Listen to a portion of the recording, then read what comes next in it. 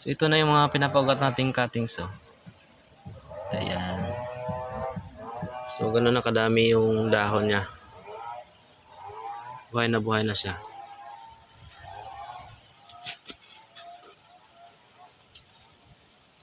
So ito naman yung nahuli natin na pinapaugat.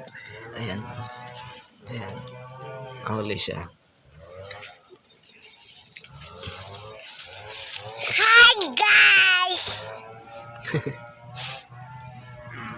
Saka ito, huli din to.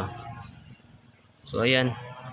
Pwede na natin tong diretsong tanim para di na natin ibaging.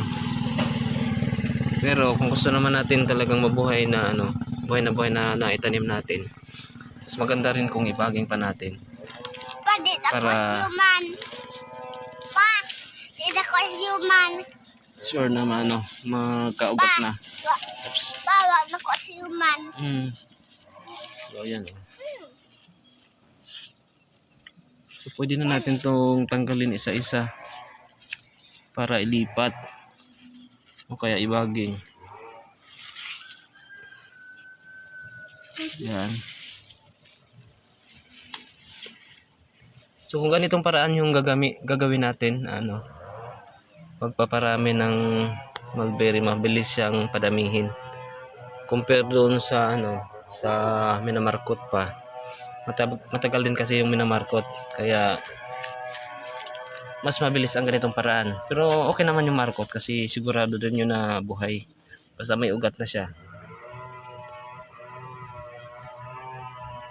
So ayan. So ganitong paraan, mabilis nating mapadami ang ating mulberry. Marami na tayong pang tanim. Dagdag tanim. Pwede na natin itong ibaging din yung iba. Yung iba naman ay pwede na rin i-diretso sa pagtanim natin kung may mapagtaniman. Ayan. So ito naman yung aking mga natanim na. Ayan. Saan man yung makaon? Lollipop. Ha? Tamis na? Sapa. So ayan siya oh.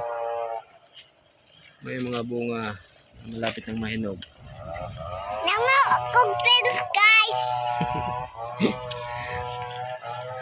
Mixi na eh. So ayan. Yan yung ating mga naitanim na may bunga.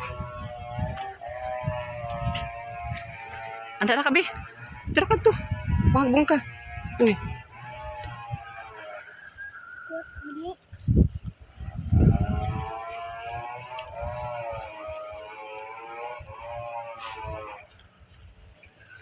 Yan oh.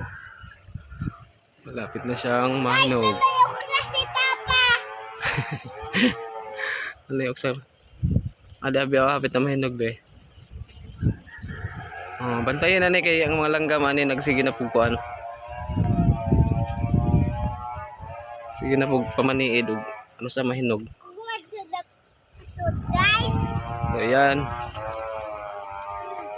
Bye-bye. Bye-bye be. Thank you for watching. Uy.